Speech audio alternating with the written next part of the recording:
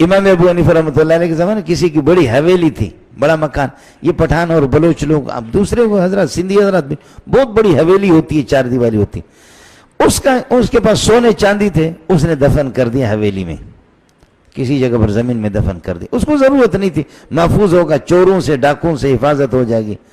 کئی سال کے بعد اب یقین ہے، اب ضرورت پڑی کہ اس کو نکالوں بچوں کی شادی کے لیے، فلاں کے لیے، اب یہ تو یقین ہے کہ ہے اس 4 دیواری میں، لیکن 2 ایکڑ پر ہے، 4 ایکڑ پر پورا مکان ہے، 4 دیواری ہے۔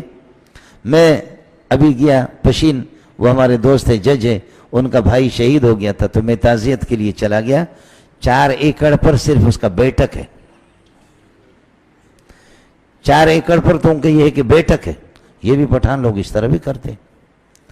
تو اب یہ ہے کہ سونا چاندی ہے ادھر، لیکن کس جگہ پر ہے؟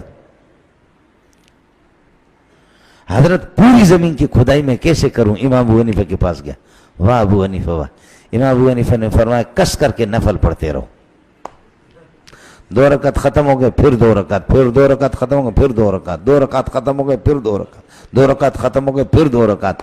آخر جس سجدے کی وجہ سے وہ جنت سے نکلا، ذلیل ہو گیا، وہ ظاہر ہے کہ اس سجدے سے اس کو سخت نفرت ہے، سجدے سے اس کو بڑی تکلیف ہوتی ہے۔